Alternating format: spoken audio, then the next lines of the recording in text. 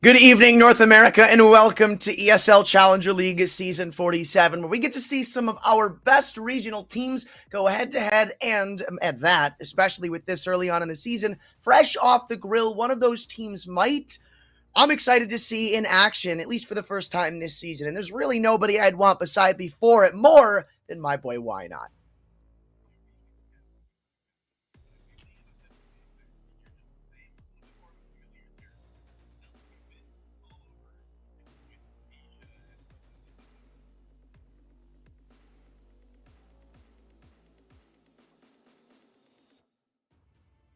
Yes, and the one big thing for me, right, is that this is kind of our proving grounds right now.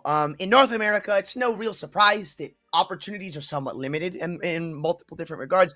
And so when you've got a ton of different teams who don't really get those opportunities too often, where it kind of feels like you're playing for one or two maybe spots in these really tough knit closed qualifiers, where we even got some of the best teams in the world like Team Liquid Complexity fighting in them.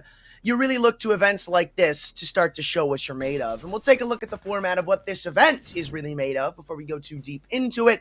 It's changed in the upcoming years. I'm quite the fan. 16 participating teams, in which 10 of which advance to playoffs. And it's not entirely surprising to decide which teams get there entirely.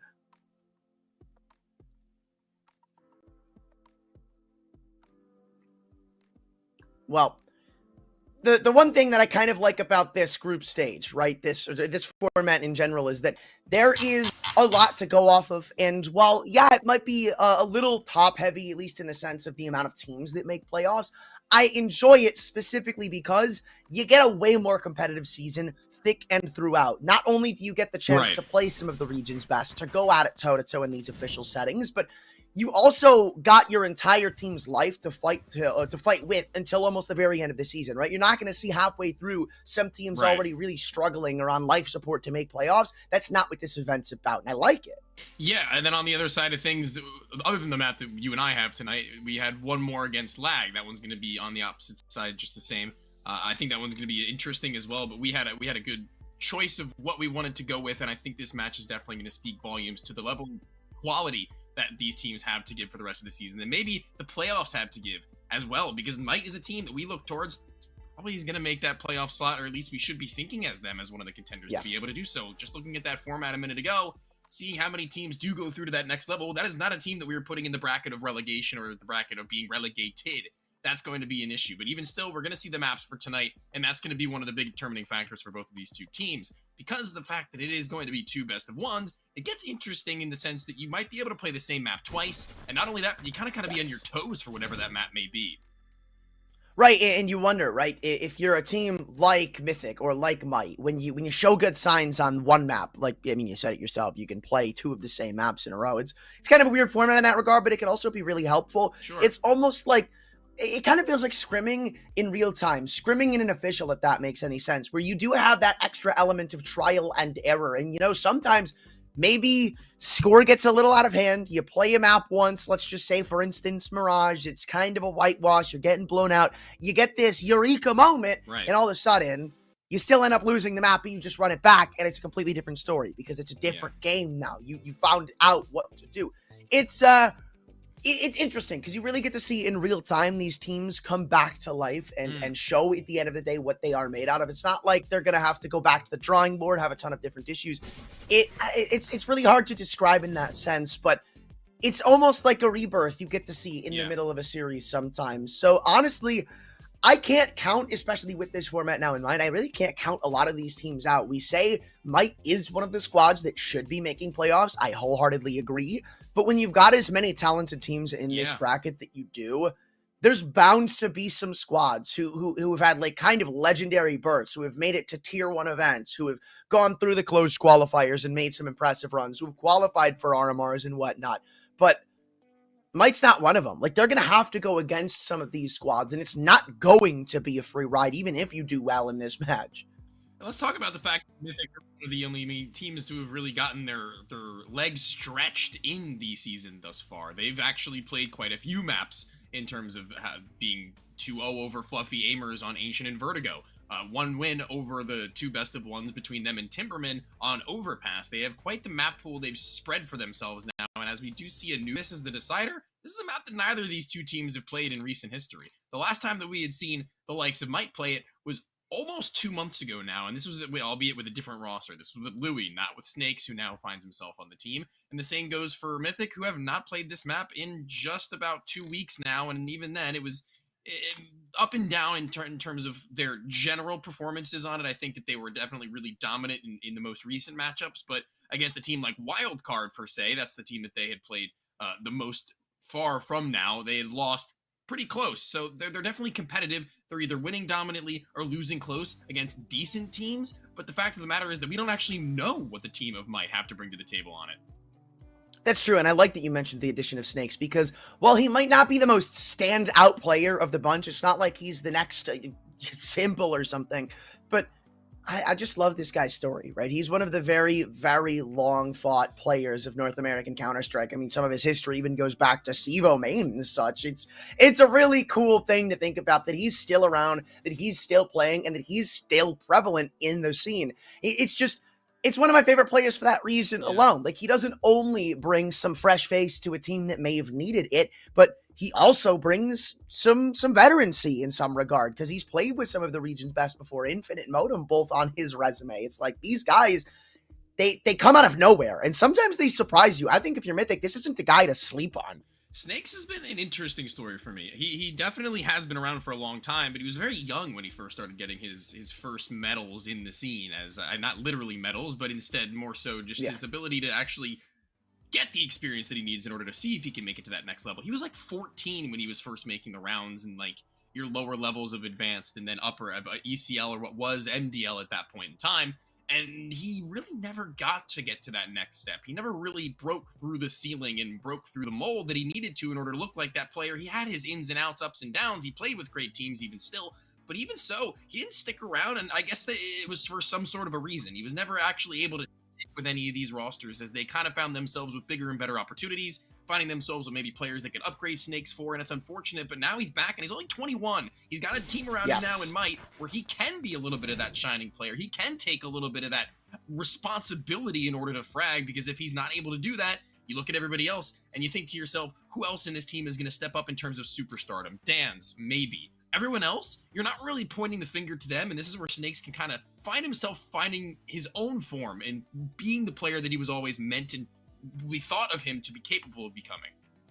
I mean, we talk about players that can step up on this team. I feel like DJ's got to be somebody in that conversation. Like, this guy is just insane, and as of late, he has been a star. He has been a pillar for this squad. And again, the best part is for a team like Might, they have a lot of stardom in the mix of players who have been that guy, if it makes any sense. Like, obviously, the elephant in the room, Nifty, the long-standing pillar in DJ. You've got, which I will still call him a veteran, even though he's 21. The young veteran, if that makes any sense, in Snakes.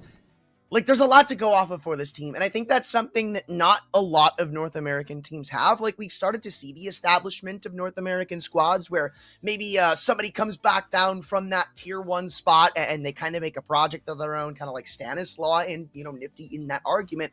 But it still leaves a lot of others hung out to dry. That's not the case for Might. Now, obviously, Mythic, they're long-standing boys in the scene beyond, the occasional addition they bring in. But it's a good test to see really how this team looks when they are stacked up against that veterancy, when they are stacked up against a potential knowledge difference, where, again, I think that's one place Mythic can really strive. I mean, it's not like they're weak individually, but there certainly are better teams out there in the regard. So you look elsewhere on teams like Mythic to really get that bang for your buck.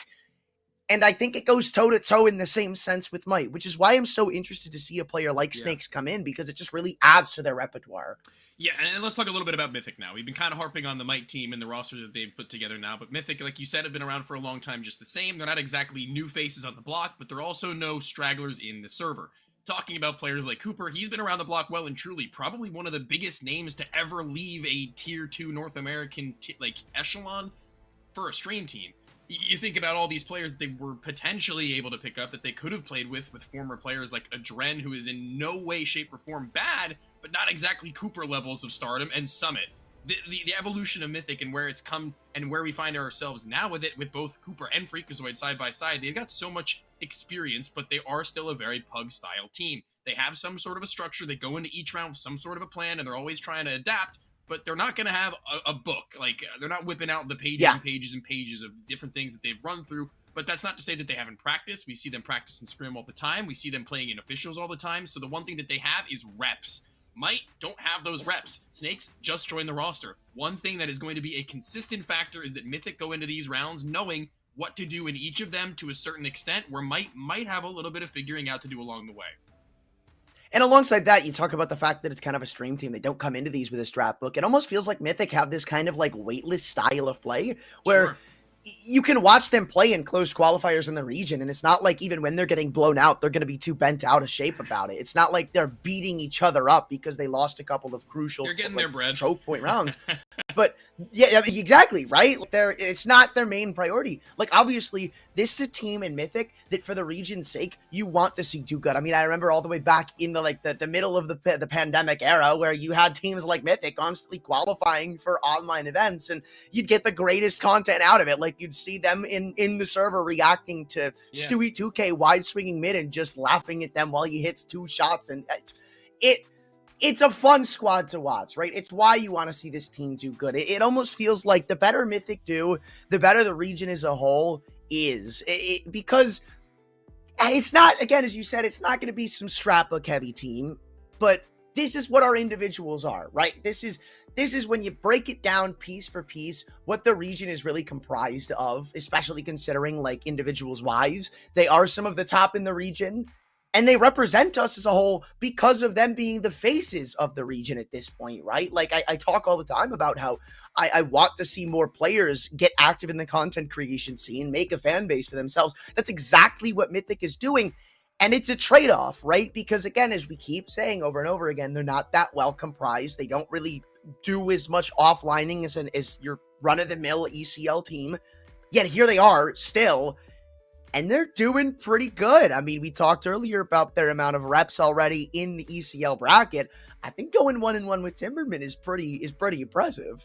Yeah, it's a matter of, I guess, the quality versus quantity, because in terms of how long they're playing the game, for a day or for a week or for 2 weeks on the Steam page, it's probably going to be pretty much equivalent to most other teams in ECL. Maybe not the same level of quality in terms of the gameplay that they're going for, or the terms of the growth that they're looking to find, because they kind of don't really need any of that growth anymore. It's not a matter of becoming the best player that they can possibly be anymore.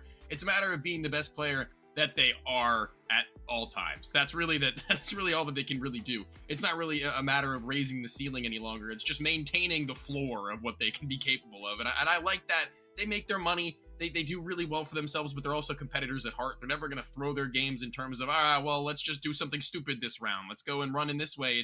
It's always something that has brains behind it. Very smart players, I will say, in that team. Flom, for one, is somebody who's been pretty vocal in terms of what he thinks about the game on stream and off of stream on Twitter, as places like that. And Cooper, I would also say, is probably one of the more intelligent players in the scene in general, who hasn't really gotten that same level of love for what he's done, I will say, and for what he was and still is technically capable of. Back in the day, I remember watching him on E-United teams, right? I was thinking, this is where this guy's going to break out. This is going to be his next big move. But what happens from then on is that he joins these teams like Z Pug Gods with your Zelsis and the Swole Patrols and all these different teams that were making like 1-2 roster changes every 3-4 months, and it never really stabilized because obviously the North American economy kind of didn't really favor it in esports at the time either. They weren't looking to salary a team for X amounts of thousands of dollars, and when that doesn't really come your way, that's when Valorant came around, and Cooper, he stuck with it. He might have played a little bit of Valorant, he might have given it a little bit of a shot, but he always stayed tried and true to what he thought was always fun and good and the best for him at each point in time. And I think that's something to respect, and I think that it really shines through in his gameplay as well, because he knows what he's good with, he knows what he's capable of, he's confident with all the guns he picks up, and I'd love to see him in this team. And it's not only in the game that we talk about players like Cooper's success. I mean, the stay to Counter-Strike, the loyalty shown has risen them in the scene as I said earlier, faces of North America. Oh, yeah. Like, when you think of content creators, when you think of CS players in North America, I mean, obviously you've got like the duality of potentially tier 1 stars like Twists and such, but then you've got the other side of the coin where it's like, who comes to mind first? Well, a lot of people might just say Cooper or Flom. Like, these guys, you can watch as their numbers have steadily increased over the past couple of years, and they're doing well for themselves, which kind of goes back to say, or reflect on what I said earlier about how they are almost like they've been hitting their stride. They feel pressureless. It's weightless. Yeah. They don't have to go into an ECL game and say, oh man, if I lose, I'm going to drop like 500 average viewers on Twitch and my rent bill is going to look a lot more enticing this month. Like, these guys have everything going for them, and the fact is, in comparison to prior ECL seasons and outside events that are, you know, they usually participate in and make it a goal to do well in, it almost feels like something's starting to change a little bit. They're doing a bit better, and whether it's because they're implementing a little more strategy, which I don't think is the case, I think that's not really what's changing. I think the difference is they're just all feeling themselves a lot more because of that. I mean, we haven't seen a couple of swaps in this roster for a good handful of months, maybe even years now, at least a legitimate concrete one beyond maybe just a quick, hey, can someone fill for me in this close qualifier or something? And we see the chemistry building for them. We see them all starting to know how each other play a little bit more, to play off each other a lot better. You and I in other events have talked about how strong it can be to be a unit filled with chemistry, to know exactly what your entire unit is going to be doing on the fly. You don't have to be talking to Cooper who wherever he's playing to figure out what he's going to do, what he wants to do, and right, exactly. And that's, I think, an advantage that Mythic have over almost any other team in this bracket, just simply because they play with each other all the time, not just in game, not just in officials, not just in closed qualifiers, but they're always playing pugs. It's their job. Like that Yeah. that is a literal benefit that they get that other teams don't. And again, and talking about a region that kind of feels like sometimes opportunities are lacking, that's not something that's lacking for Mythic. They get a lot of them. Yeah, and I think you can also kind of talk about the fact that it's probably a lot more fun to play the game in this sort of an environment for them. They probably enjoy actually getting on and playing, where it's a little bit more of a grind for these other teams to be able to put in the hours that they have to, and then maybe not really feeling themselves in their outside life because they have to work a job. They aren't able to make ends meet if they can't exactly make the money that they need to in return from playing, if they aren't organized up, or maybe the organization obviously isn't, Team Liquid levels of liquidity. They're not really able to give them that cash flow in return, and it's really stressful. But for Mythic, it's like you said, it's a job, but it's also the game they play, the game that they enjoy and they can be competitive with. It's all bundled into one for them, and I feel like it makes it a lot more feasible to see them maybe make these results happen. Like this pressureless feeling you're talking about, that's where it comes from. The root of it all is that everything relies on it, but nothing relies on them losing. There's no pressure on them to lose, but there's also no pressure on them really to win. So when they do win, it looks all the more satisfying. Well, we're about to see how satisfying they look to watch as a whole in-game. Anubis, our first stop in the best of two. And as we already said, it's kind of a mixed bag of what to expect. Team Might played this map. You already put it on the table. But what does this squad still look like with the new addition of Snakes? Well, we're about to find out. And we're about to find out what this defense consists of, because there is a full 5-man rush going into a vacant bomb site. And home, they're going to be pretty quick onto the flank, though. This is going to be a nice walk through the back lines. A player setting up utility. Nifty should get this kill 100 times out of 100. It is going to be that first one. Tap down, Flom let loose. A piece of utility dropped, and that could mean a lot left over onto the retake as Nifty continues to fly forward. Not so far behind as the rest, and Nate has a lot on his plate. Can't eat. And it's Truck Lover now to try and run them through as they 1-2, nothing more. DJ swings back in for a double. I'm trying to give you a throw, but there's just no break between the action. Freakazoid in the clutch. And he won't even come close. Dan's just spaces in with Snakes. And one thing that I didn't entirely expect is perfect cohesion between these two moving back in from CT spawn. Who cares about a throw? That was a just steamroll from Team Might. Look, I loved that. It was almost understanding of what their massive gap was, and obviously it's what you want when you leave a bomb site that wide open. And I kind of saw a world where Team Mythic didn't get a really good opportunity there, or I'm sorry, where Team Might didn't, because Mythic got the utility off. Yeah, Flom falls in the flank, but it's not a big deal. Like they throw in the smoke, they throw in the flash, everybody gets in, but one after another, it kind of feels like there isn't really a setup for Mythic. There isn't really a crossfire going in until it's far too late. It relies a lot on the individuals to win in that 4-on-5, and when it doesn't, they get annihilated. Talk about being proactive instead of reactive, though, from them. It's almost reminiscent of how you would walk up long on overpass on a pistol round to get that early information. Yep. They continue to walk you through, and once they're being given that space, there's no real reason to stop at any point in time. You have the bodies, you have the information, things are looking pretty clear, and even so, Coast is very much not clear over at A on the initial fight, as Dance will take a little bit of damage, but will take a life along with it. Truck Lover no longer in the equation and leaving Team Mythic now with still a full set of utility on Hate, an AK-47 and a Glil into the hands of the Abadir brothers. We're going to see whether or not it'll come to matter, though, as they are in familiar territory. We're looking towards A again. The gun retrieved. Hate's got one of his own now. Potentially some legs to this round if they can pop it out well enough, early enough. But they'll need to win some pretty hefty trades. Right now, if you go into A, go 2 for 2, there's still a third player in there, so it's not like that's going to get you very far. And they don't have a smoke to cut off these rotations. DJ is getting an open and honest-to-God 1v1 undistracted on Flom, who wins it in stride. Still, Nifty Dan's hold down the actual site, the meat of the bone around. And now it's just Cooper and Flom trying to salvage what's already a desolate situation. Cooper, half HP. And there is still an opportunity arising here. Tapping the bomb, Flom gets another, and this Mac 10 is putting in the work. Cooper, this is more than a winnable opportunity. This is a clutch alert potential. Cooper, only thing stopping him from isolating a 1v1 right now is a smoke in short, and I think that's what he's waiting for. No. Hopes that a kill is given to him, and when it's not, Nifty, he's just going to run back in. Bomb planted, so you've at least got a little bonus cash to play with, but it's still Mythic, or not Mythic, Might going up 2-0.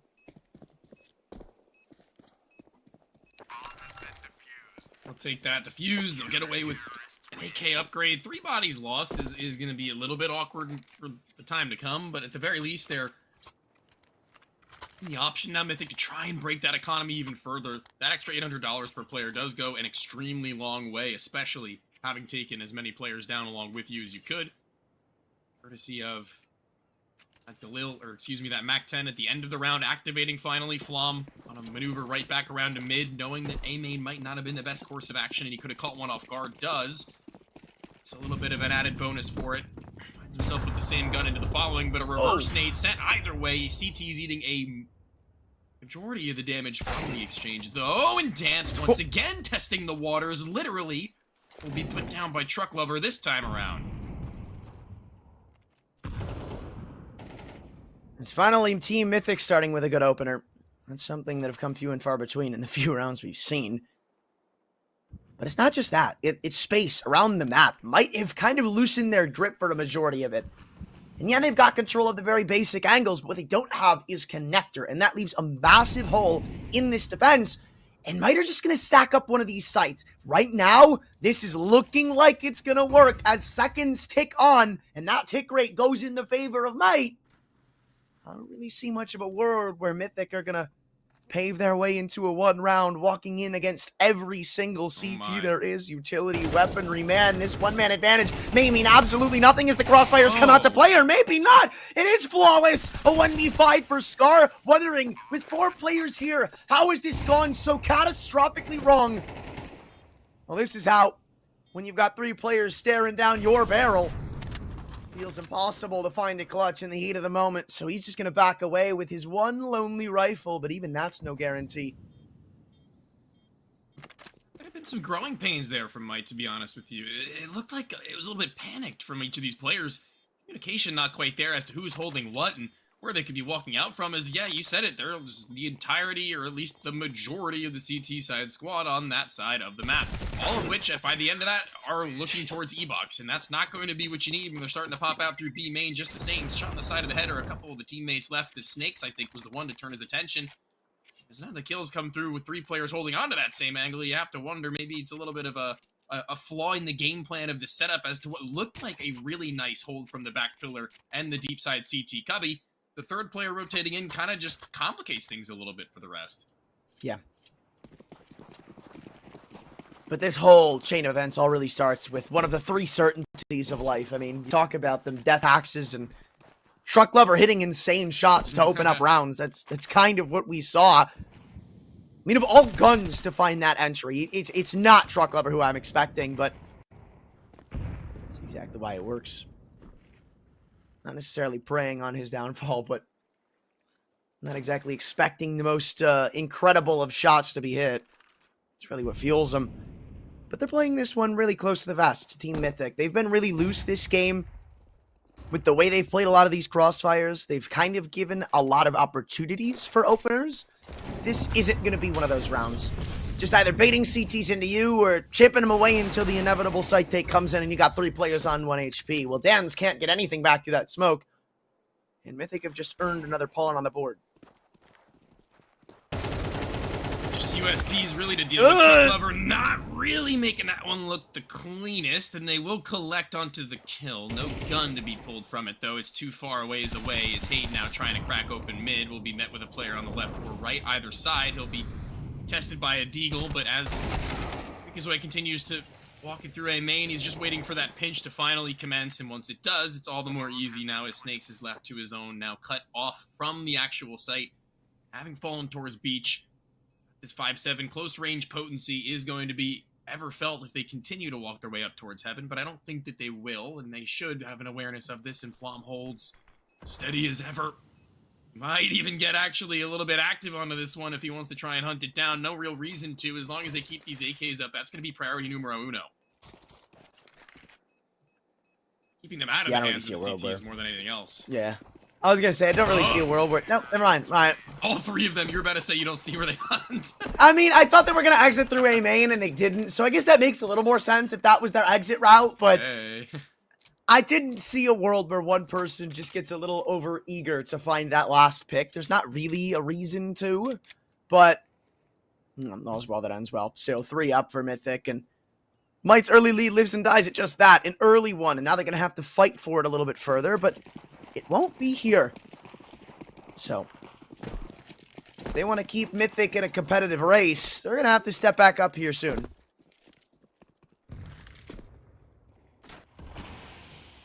Another round that they'll have next to nothing.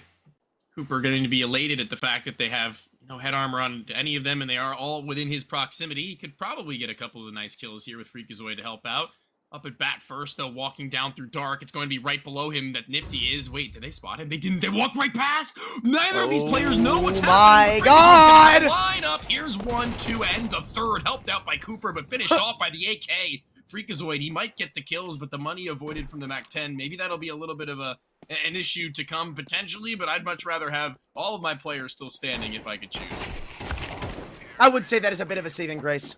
Honestly, right? You don't really want the money of the T side to be flourishing this early on. And there is still the added element that Cooper doesn't have an op. So if he wants to go for the upgrade right now, which I don't think he will, not much argument to be made for it, then he'd be back to pretty much nothing. And that can be said for a lot of different players because they don't get that 4K on the MAC-10, which would have made their finances just so much better. Think about Cooper, what he has now. Add, what, $2,400 to that? Feels like it's a little otherworldly, but now you've got Nifty on the op, and maybe all is well for Might. It's only going to be time to tell. Yeah, he was top scoring with the rifle rounds that they had up against the weaker buys from Mythic. Obviously, his pistol round was solid, finding a double now with the AWP. He's gotten a little bit warmed up in terms of the aim training. Kind of just take it as he pleases now. Take these fights at his own rate. Snakes is dangerously close to this SMG, and as Cooper does look to kind of clear it, he will spot him before the flash pops. His piece of utility? That was almost terrible for him, but it'll eventually be him traded regardless. Scar looking to make his way through this smoke and be maybe a nuisance, but if he does that, Freakazoid will be ready and waiting for him on the other side. Oh my God! Wait, oh, the light! Kill, the one bullet will be the difference maker, and Scar now left What? catching the molly in his hand. What a brazen play to make on 20 HP from Scar. That was almost a massive mistake in general. Fact is, I think Freakazoid knew he was there because of the light or something. It just felt too aware of the situation in the middle of nowhere. But still leaves Mythic in the hole, down by one man. Even though Scar is low, he's probably not going to be attacked again, considering the shape of this movement. It looks to go into A, and this is exactly where Nifty resides. He and DJ alike, both in the rats of heaven. As a shot rattles off and the bomb's stuck in long, Nifty turns its attention back and hates stuck in turmoil. How does he get into this site? Truck Lover's not going to be into this, or maybe he will. If they go back to pull out utility, they offer up the bomb site on a silver platter, and I think it's because of the raw numbers advantage they have. There's not a lot of fear in the hearts of them right now. Truck Lover, nothing done. Blank activates. It's 8 in a 1-on-4, and this one's going absolutely nowhere. I thought Nifty shot through the pillar for a second there. That would have been stupid. I didn't even... My brain knew that wasn't possible, but even still, I was in disbelief. I guess I've seen him do crazier things, but... Well managed by Scar to find even a third by the end of that round. As you said, he really made quite the outrageous play to continue to walk through that smoke and fight Freakazoid, who had already taken him down into the red, and Freakazoid takes a Molotov waiting for the smoke to just about dissipate, but he and Snakes effectively making the same wrong decision 2 times and pulling that utility, knowing there's a possibility of there to be a reaction. Luckily for Snakes, though, his is met with him finding not only a pick, but them winning out the round to follow, as his AWP takes residence up in E-Box. He will not be smoked, at least not onto the peak across into Bridge, as they have not yet made their way over. Will they? They walk into the Lion's Den. Cooper versus Nifty could be quite sad to watch for this game, as the brothers are seen chest bumping on the top side of the stairs. Eventually they will bait out the shot, now making themselves aware of where Nifty is positioned. It's so funny because I feel like both of them were trying to do the same thing with different ways of doing it. I'm pretty sure Cooper was trying to jump across and Freakazoid was trying to jump up. Both with the idea of baiting out the off shot. That's just humor. This seems a little funny. Truck Lover running straight through with smoke. Pretty much untradeable. Cooper goes in, diving. Hopefully, it was desperation trying to pull it back. And instead, it's them down in a 5-on-3. Once again, a man deficit. Oh. Dance hasn't gone anywhere. How could you ever expect this again? 20 HP. Why is that the magic number for Might right now? They've got a 2-man advantage, and I guess he just wants the information, knowing he's got a player quick onto the rotate, and the player's still inside of the A-bomb site, so it's calculated, I'd say. I don't really think that there's anything really wrong with that play. Certainly takes a certain kind of player in order to make it, and that player is Dance. Gets away with the kill, thanks to their overwhelming competence, and Snakes finishes off this round now with them back into the lead that had been taken so rudely from them a few moments ago. The T's having built up a serious savings account to have bought back into this round, though. We're still not out of options. They can still fight back, still give Might a run for their money, and now would be the time to do it, because Might can continue to steamroll their own cash fund even further and further beyond as time goes on, as they have that AWP. That's an investment they might not have to make if they can save it. 2 players already in that $3,000 mark. This is high time for half number 1. Oh, it's high time to put 91 damage on Freakazoid without him even seeing a player. This has gotta suck, man. But look at Truck Lover, ready and waiting for the peak of Dan's, and again to give over an opener. Trade comes in, but it still seems that this is Might favored with the early damage incurred. They don't know about it, but they will soon. One well-placed Molly, one well-placed HE. Oh, there's the Habineer brothers we talked about earlier. This time, brothers in arms in life and in death. Cooper, yeah, he'll join him. It's a good rock-solid B defense out of Scar, and Snake's right behind him. They never really stood a chance to be able to get into that site. Not in that state of the game, as now he's left alone as the player, awaiting activation time, as everyone else was really who he was relying on in order to be given that space, in order to make a maneuver, in order to make a call. And his audible now in a 1v4 is to try and make his way back towards A. The bomb not in his hands, but a nice kill, not losing any HP for it. Now, having to isolate a little bit more than even that with only 30 seconds to do so. Knowing that there's one player, at least over towards the A site, as typically placed, is DJ.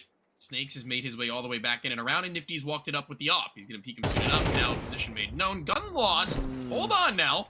Because the other two aren't all that far, but as his back is turned, it'll be hard in order to take a 1v1 when you don't see your opponent. 5 rounds. Snakes once again the closer. And once again, it feels like this E-box control is starting to go awry for Mythic whenever they try and obtain it. Yeah, it's weird because it almost feels like both of these rounds have kind of been dictated by who gets E-box control early on, who gets canals early on, because we've seen Might take the fight to them, and usually it works well, but we've also seen Mythic, when they have that space, just free of occupancy. So, timeout called. How do they negate that? How do they make it more of something that's in their control? Because one thing that this doesn't entirely feel like is the rounds, it almost feels like when Mythic are winning, it's because it's a vast mistake by Might. And then that's not necessarily to discredit them, but it almost feels like Mythic are playing Might's game. Yeah, I think now if they do want to take that E-box control, it's just kind of been a learning curve. I mean, they fought into it before where there were no players, and then there was utility and counteraction. They played in there where there is a fight to be taken initially, and then now just recently you'll see that it's retaken with a flashbang instead of a smoke or bodies already placed up into it. So now Mythic kind of just need to say to themselves, okay, if we want to take E-box, we have to take it initially, and then we have to be ready to retake it by playing outside of it, expecting the CTs to make some sort of a reactive maneuver to reclaim their lost ground, and that makes a lot of sense, but that is the best way to do it now, as they've been given each and every scenario to play up against in such a sticky round now where they only have pistols. Immediately Freakazoid is put into the dirt, and he hasn't even seen anyone. Bad. This is looking real bad. The bomb, I don't even know if it'll get into the site at this rate. Dropped in. Somehow they get through, but it's not really going to progress much further. Maybe it will. Wow, very hands-off from Might. And yeah, it's partially because of how isolated they are, and they don't want to let this round become more than just a measly bomb plant, but it's extra cash that Mythic could certainly use to try and stick it down their throats, depending on how much damage they incur in this round, which is nothing more. No more than just a mere bomb plant, I guess, but it is Is that a win for Team Mythic? I'm not sure. I mean, they call a timeout. It's about a half buy. You get a bomb plant. You get a kill. I mean, you set yourselves up for another investment, but is that what you were looking for out of that? I'd say so. I don't really think you go into that round looking for the win outright. I think that there was too fast of a pace and no head armor, really just both of those things in tandem. That's a spell for we need a bomb plant, in my opinion. Minimal utility invested on top of that. They had one player who was able to pull out an AK-47 and buy the head armor, so that was going to be your ace in the hole if you were going to be able to swing out a round win. So I think that was I'd call that a success personally, but a success over a failure at the very least, because right now, like you said, they have set themselves up to have everything that they need into this round, sub the AWP, which really hasn't been doing all too much for them, and Cooper, a proficient rifler in his own regard.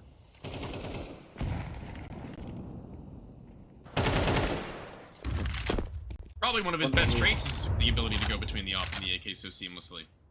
Yeah, that hybrid ability. It's such an underrated thing nowadays. Oh yeah. But one thing that doesn't really feel like we've seen much out of this game is any of either. I was a little worried there for a second. I thought I heard like a quick tick of the chat. Then I saw Cooper running away. It was just, weird timing. But again, this is kind of Might in control. Even though you've got some distance in mid, you've burned out a lot of Mythic's utility to start, and this is a full investment with a minute off the clock, with Might still fielding a lot of space comfortably around the board, but they are isolated, and that's what's important. I don't know how Mythic used that isolation, especially with Nifty in the wings of short right now. They flash up, nobody takes space just yet. Cooper drops another smoke, and again, utility's few and far between. Oh, good angle for Nifty inside of the smoke, Flom. Blindsided by it, but it's a quick rotation to the B site where only 2 players are here to defend. Again, 8 needs them to have a little bit of success in order to be able to get. Oh my and God! as they're unable to get close enough to Snakes in order to train them, they'll be burnt out. But it won't matter because everybody else on the team will have fallen by that point. Freak is the last one left standing. Bomb in his hands, but 18 seconds. Molotov on a default spot. There's nothing that he can do. They're gonna swarm him from left, right, and center all the way across the bomb site. They will scope him out, and there is no chance for them to be able to get anything done without any success from E-Box. A 7th round, half won, and the T side of Anubis kind of falling behind now, Anthran. Dude, this is insane. Did you see that hold from Snakes? That was crazy. Yeah. The first one, it makes sense, right? You've got the crossfire pretty much set up so the guy on shelf gets the first pick, sure. But the fact is, he is taking a 1-on-2 in a Molotov and still comes away with an extra kill and a half. Like, that is ridiculous. It feels like Mythic did everything right there control-wise. They took E-Box, they split them apart. They kept only 2 players at B, but the presence was overwhelming, and now it's players aimlessly sprinting into offs, rifles, and utility, oh my. Freakazoid finally enters back with a kill of his own, but they have gone with this AAA defense for quite some time, and it's worked wonders, oh my lord. I feel like you and I both expected that kill to have come from DJ, but no. Regardless, an 8th round for Might in the blink of an eye, and Team Mythic are not looking pretty.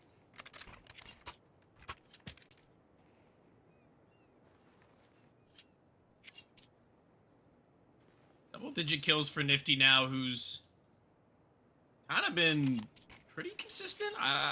Let me rephrase, actually. Not consistent, more so just impactful in the rounds that he's getting these kills. He hasn't really been finding, like, his 1, and then his 1, and then his 1. No, it's usually, like, 2 or 3 kills every time he finds himself appearing on the board. And that's definitely something you kind of want to see from your in-game leader and Opera, I will say. It's not really his job in order to be finding his 1 every round on a map like Anubis, where the AWP being tested isn't very consistent in itself. So, choosing where to place yourself is going to be the biggest determining factor as to where you're going to be able to make something happen. And speaking of making something happen, Snakes finds his, spam through smoke, and Freakazoid looking to double back through it on his own, maybe find a kill with them, out their hands down, Snakes back, tucked in, and Scar needing to refrag does. Another would be massive, the head absolutely torn off the shoulders of Cooper, and already 2v3 with the post plan. If they can be able to punch the digits in without losing a life, they can successfully so. The best chance they have had in quite some time. But Nifty with another, and DJ falling through the smoke, phasing in, and Hate knows where Nifty was placed a moment ago. This is going to be a massive clutch from the captain versus the youngest gun this team has, as far as I'm concerned. And Hate, gun barrel seen, the win on the 4th, and that is going to be quite the needed win before we go into the second half.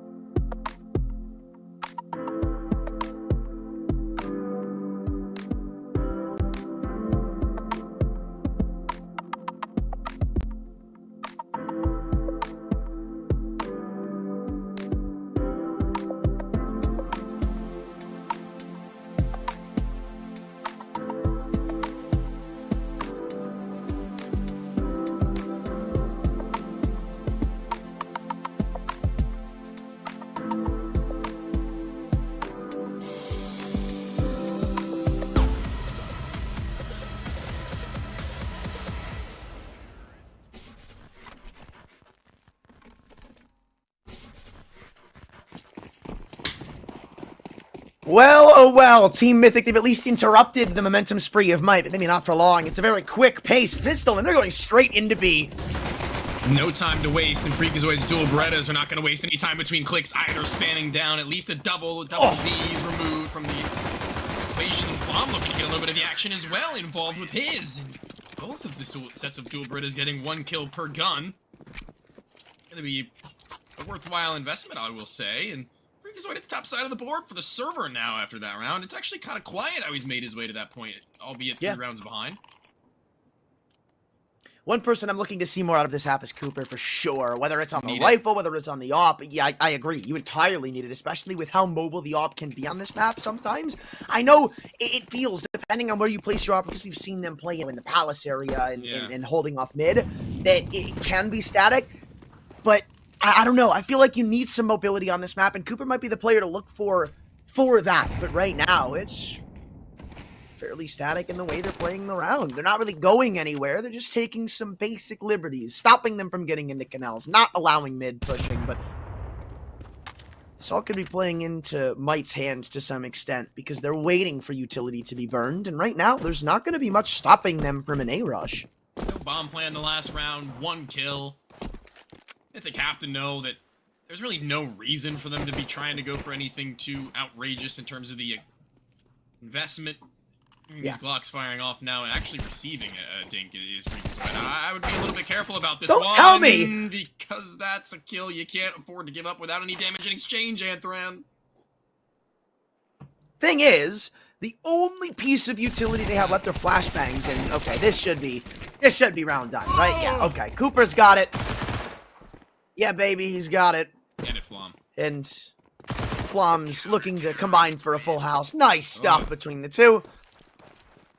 And Might, yeah. About the way the cookie crumbles. It was destined for that. And, you know, knowing the play that Freakazoid is, you almost feel like he's going to get a good laugh after something like that. Yeah. You almost feel like that's going to help Mythic, right? Like, peeking me, dude. He's like, they're all going to get excited and start laughing after that, right? Like, that's going to be an enlightening moment. Realistic locks. There's so many different things I feel like he could have said on stream. To a coach! Yeah. A manager! Be that MP9 getting a little bit of the cash flow going. Not stopping in their winning ways just yet. AK's up against them to try and peel away a 1. Himself closer to that finish line now on the T side of Anubis. Typically, you'll find it to be at least marginally easier, but with the high-low setup inside of the A site as they go in dry, they're going to be really hard-pressed in order to find any of the kills here, as both Cooper and Truck Lover are going to pitch in for there. The smoke onto the floor is not going to extinguish the Molotov entirely, now having to evade. He'll dodge, he'll bob, he'll weave, but a man up, he'll be pretty happy with that situation even still. I really like Truck Lover's default there. And the awareness to just drop the smoke before they even get them all in. But this is a role reversal where it's now Team Mythic making Might play their game. And what a weird world to be standing in, where you'd think Anubis, the primarily T-sided map, is going to have offensive favoritism, and it's going to be the defenders kind of grasping at straws. And it's the polar opposite right now. And while Might aren't out of this round by any stretch of the imagination, there is still a world where with this one smoke and nobody really holding the site contentiously, they get something going here. But that also assumes that they drop the ball in this 4-on-3. And with such an early warning, I don't know if they will.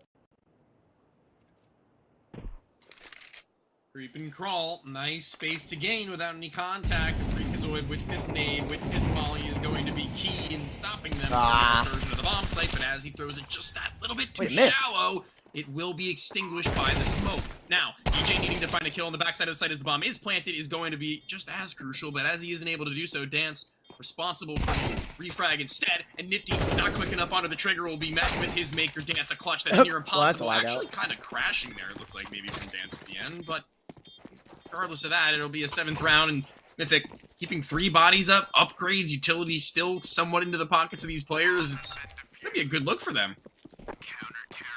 Cooper's already doubled his kills from the last half, might I add. Yeah. I don't know why, but I originally thought before it ever happened, and maybe it was just a tab out or something by accident, because it looks, I'm not seeing him moving. Oh no, okay, he's here. That must have been the craziest wide swing known to man. That was otherworldly, man. That was like intergalactic wide swinging right there.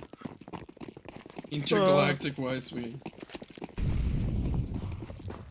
Intergalactic planetary.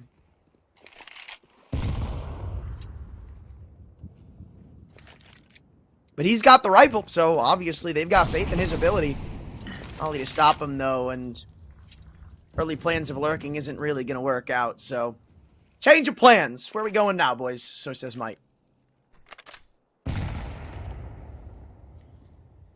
Zoid pulling nades again. Gotta be careful about this. Luckily for him, nobody was on the other side waiting to pop through the smoke before it had faded. He would have been in quite the shot they had. Now, defensive utility from him keeps them there for just that little bit longer. But as they do get closer and closer, Snakes is the one with the util to pin. Into the water now, looking to send them through, I believe. AK-47 is going to have a multitude of targets once they head in. As time continues to tick, the question marks are going to have to rise from Mythic, not knowing where exactly they're coming from. They're both backing away. They're both giving them now the space to actually get into this bomb site. Should they make their way through this Molotov, they're going to have really nothing but range games to fight for, and the bomb plant should be a given. That's a gun they can still use, even though Downs doesn't get anywhere with it. This is utility. This is time that can be precious and starting to dwindle. They avoid the flash. Nobody crosses. Still a Molly to play with. Second goes high. Molly goes deep. And in come all the fights in the world. A 2-for-1 trade is really going to start to lead the way of Might as it comes down to a 2-on-2. Truck lover Flom hoping to get back in. And now it's just Snakes P50, a man against the world. And right now, it doesn't seem they're so merciful. Nate goes in, but misses the mark. Flom waiting for the peak to come through, and Snakes knows this is a fake. But they say pros don't fake. Apparently, Flom does. I think the timer's run out. Is there enough to get back on? No, I really don't think there is. No, he doesn't. No way. Might with one AK and a dream. They pulled off the unthinkable. That is massive in terms of money, in terms of damage, in terms of pulling away with a round that they had no right in being able to come away with. The two flashbangs are going to be what set them up to be able to just pressure the CTs backwards at spawn, and Cooper taking the shot, not able to reface when Freakazoid does in the same timing. Both of them being put down on the reface with the Molotov, keeping them at bay. It's absolutely perfect in the mid to late round from Might, and Mythic maybe a little bit more to be desired from the hold itself, as they're playing a little bit scared. They're playing off of the site with both of their players by that point in time, and that's something that won't go your way, and you don't have anybody holding on to B main. You don't have anybody actively holding on towards E-Box. That Molotov, it's not a wall. They can go through it. The time that it had Plume, they were already into the site and taking minimal damage, and Might are going to be so happy with themselves coming away with such a huge win. And I kind of want to say, that's the second time an opportunity was given to Might off of the approach that Mythic have taken into these bomb site holds in the late round. I have loved their setups at A, but B, obviously it's going to be a little harder to maintain when you've only got two players there in comparison to a site like A. But there's a big difference, right? I mean, like, instead of playing maybe like a more reserved angle in Palace holding a main, or B main, sorry, these sites still confuse me, I don't know why, but they're playing in like CT spawn and such. It's so far away that one smoke, they're completely misguided from it. They can't have any say in what the defense is going to look like or what the site is going to look like in 10 seconds. And I think that's a big deal. Might have now really taken them by the horns for it. And you got to remember, they only had one rifle in that round. Snakes won that round with an E250 in a 1-on-2 on 20 HP. One thing that's getting kind of concerning to me is how consistently Freakazoid plays E-Box the same way. I mentioned just the last round, actually, that there were players on the other side of that smoke waiting to pop through with a flashbang. Freakazoid would be entirely susceptible to that, and so many rounds that could be the case. He is still playing on the other side of it with little fall away, little tradability, and the utility might be one thing to be able to deny vision, but denying the fights is not going to be the reality of it, and the reality of the round as it stands is that Cooper needs to find a shot, and through his teammate, I believe, Nifty will find Cooper. If not through his teammate through the wall, but the reaction is there nonetheless. And that's all she wrote, really. There's two players still in mid to ensure that they can't get back in through short. I love the game plan here for Might. I love the way they play out this round. And now Freakazoid, Blom, they both got to somehow manifest a 2-on-4. No DJ's still here, so maybe more to the story with now their entire mid approach gone. Nifty and Dans have to step up a little further, and right now there's only the Opper in the sight. Flom, he's kind of crept beyond his gaze, and while a shot is taken, nobody's taken with it, so even though the time's dwindling thin, that Molly's gonna burn at his toes. They don't even have to fight for this pick. It's a 1-on-2, and Dans has everything to do. Flom, back-to-back attempts in the 1-on-1. They know he's not sticking it still. It's just tapped back and forth and back and forth. Dans, it is a mastermind game, and he'll come away the victor again. Flom falls short, and Mythic give away double digits. That is scary as it gets. Nifty lines up the shot onto Freakazoid at camera, doesn't pull the trigger. Quick switches, just that little bit too quick. Could have costed them because Dance, honestly, playing with fire just the same. Tap onto the bomb from Flom, has a kit, and Dance is instantly swinging back and forth, no delay between the peaks, and obviously, it is going to be something that catches your opponent off guard a little bit, but Flom is shooting. Flom is actively firing shots down range, and if even one stray had connected, Dance would have been in for a world of hurt, and that would have been instantly 9-8. Luckily for them, that isn't going to be the case. Just off the mark, and now just into a round where double digits have not only been secured, but looking to be extended against just pistols and a singular flash, but they're towards B, they're close. Will they pop first? The answer is no. Oh, they don't clear pizza, so Cooper's P250 is going to be lethal for 2. And even though this round should still be a fight-favored endeavor, this is a lot closer than you would initially expect. Flum's still alive, too. Behind the smoke, finally meets his maker. Big Star on 20 HP to do him in, but after that, chicanery blows over. It's really just Truck Lover grasping at straws. A 1-on-3, P250, no util, no armor. Just playing for exits or getting spotted by DJ and getting decapitated. Doesn't really matter. The difference is the same. And might find themselves 2 away from taking the first map.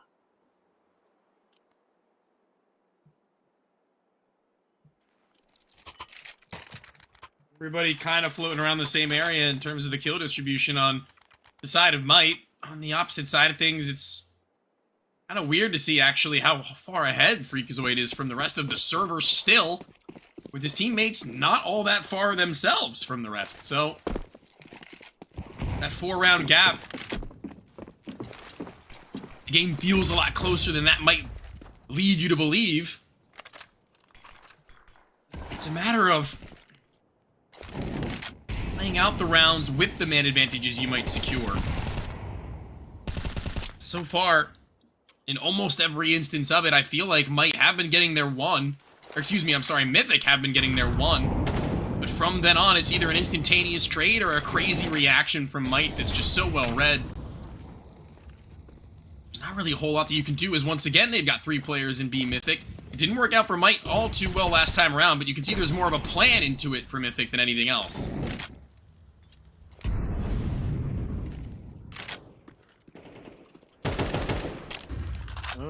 I like this for Might. With how much it feels like they've been playing their own, Mythic are getting a little uncomfortable. Freakazoid back into con he goes. It feels linear, as we've said before, but that's really where Might are making most of their money.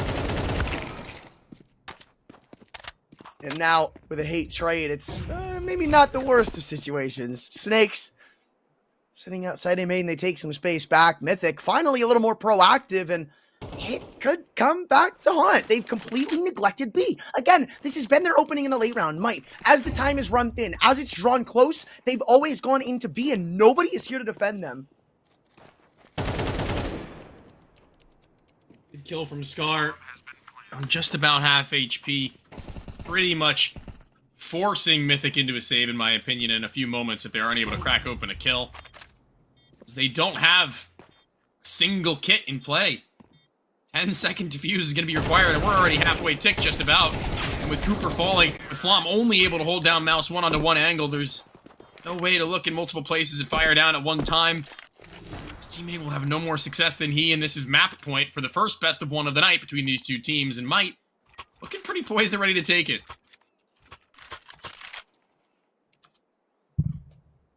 And that was one of their last, like, decent fives we're going to see out of Mythic in this game, right? They're fighting for the back foot, from the back foot, for the rest of this map, guaranteed. And it's a little unfortunate because it felt like Mythic were starting to connect the dots as this game went on. It felt like when they went to that side switch, it was a different team. You saw a little more electrifying gameplay, but it's kind of just back to the same old where we started this game and it really felt like in the mid parts of that first half, it was Mythic playing Might's game. And that is almost how it's going to end if it doesn't end here. Maybe we'll say something different, but utility is a big ask of this round, and I like how conservative they've been with it. They haven't just dumped it as loosely as they have in rounds prior, but might full well know what they can do with the amount of time left. I mean, Mythic aren't really doing much to counteract that. It can be hard as a CT to take big map control-y space in the late rounds of Anubis, but here, they're just bleeding by the seconds. Freakazoid already out of utility, and it's running dry on B. They've tripled up the defense, considering how hard it's been to hold in the past couple of rounds. But the real action's about to incur in mid. With Scar, I believe Cooper. No, it is, but maybe I was dead wrong. Here's that MP9 I was waiting to see activate, and Scar wins his duel. Now just one here. Truck Lover, what have you got with the Deagle again? Just the one, and that may be all she wrote. That could have gotten a little bit scary even still if the MP9 was able to find Scar without losing a lot of HP, and then not only that, having him gotten closer to Nifty, who had the op. Could have spelled disaster, but right now it looks like things are somewhat under control. Freakazoid and Flom, both with AK-47s, both locked out of the bomb site by smokes. And the AWP picked up by the low HP of Scar. We'll see how proficient he is with the weapon, because in a moment he will be peeked from either heaven or the backside of camera. As one holds on to A main, and one is down below. Every base seems to be covered as they keep turning their attention one by one. Little by little, they get closer into this one, and the duels are made readily available to them. One bullet the difference, and Scar nothing to defuse that molly whip, and snakes into the clutch. Once again, we've seen him do it before with one Harity having fallen. He tucks into the corner, and who else but Flaw on the other side? He'll do it again. He mirrors the same play he'd made over in E-Box, but this time, it's over towards A. And it looked good for Might in the end. Look, it's glad to see it. What I'm really happy to see about that is even though he wasn't the knight in shining armor for Might, he didn't end it at the top of the scoreboard. I loved how Snakes played. It wasn't anything insanely spectacular, but he did his job. And when he was called upon, he answered it every time without fail. Case in point, he talked about the very last round coming down to deja vu of another 1v1 win against the exact same dude. And this is what we need to see out of someone like a brand new stand-in for Mike. What is he going to bring to the table? You came into this game kind of alluding to the fact that it feels like Snake, he can be that guy now. That's not something he's had access to in the past. And so far, he is. He absolutely is that guy. Yeah, he wasn't actually going nuclear, he wasn't putting up the superstar numbers, but you saw two 1v2 clutches in situations that they really needed him in order to kind of deny Mythic from being able to come back with a multitude of rounds of their own. He was finding his 1 and 2 here and there, closers of a lot of the rounds over on their CT side, so again, while maybe he isn't the shot heard around the world in a lot of these rounds, it is going to be the shot that's felt by the team. These 5 players are going to know the contribution that he put forward into this game's win, and it's going to be something that he's going to be feeling pretty good about, I can only assume, as he closes the entirety of the game out with a clutch of his own. As this one, again, could have been a little bit of a sour note on what could have been maybe an overtime game to come, possibly, if you're giving the bye that Mythic had a way back in that sort of a fashion. It wasn't too far away from being possible, as 12-9 is the new 15-11, I'll say, or 14-11 even. It's just that much closer. And we look at the MVP for the match, and you can see on the bottom of your screen there, Dance, he really did come out swinging. Yeah, and this is even with that lag up that we saw in the potential 1v3 attempt. You got to remember, that is a crazy stat line. I've never seen something like that, but still, it feels weird that with the kill rate like that, especially even though it's not the most impressive in the grand scheme of things, it does kind of show how close this game really was kill differential-wise for Might. There wasn't really anybody lagging behind. Like, everybody was showing signs of life at every step of the way. And sure, there were a couple of mistakes that were, unfortunately made, and whether it was giving a kill over to somebody or maybe mispositioning or rotating a little bit late, it was a really good-looking team. They stumbled in the middle, they picked themselves back up, but beyond that, this team was lights out on that first map. Yeah, and not really a whole hell of a lot that can be said other than that, as we do go through this first best of 1 of 2. This was Anubis. Into the next, obviously, we had mentioned it in the pre-show that they are potentially able to play the same map again, so we'll see whether or not that is going to be the case, or maybe we'll take ourselves to a new destination. But until then, we're going to be right back, so don't go anywhere. We'll be back in just a few.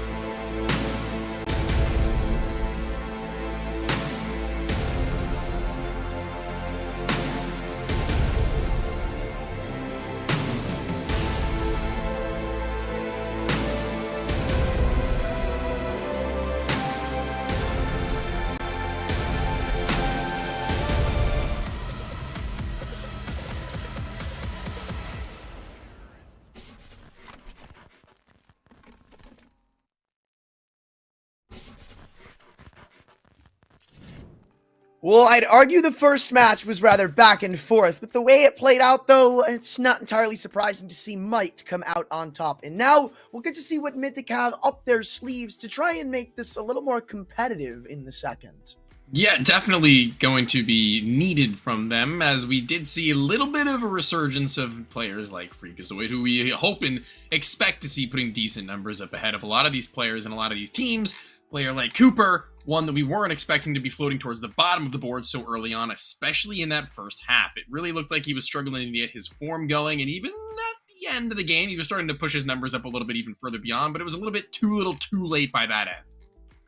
Yeah, and the one thing we still kind of didn't see, even though his numbers improved toward the end, was the op. We never really saw it as a big factor for Mythic, and I think that's something to discuss heading into Ancient, where Sure.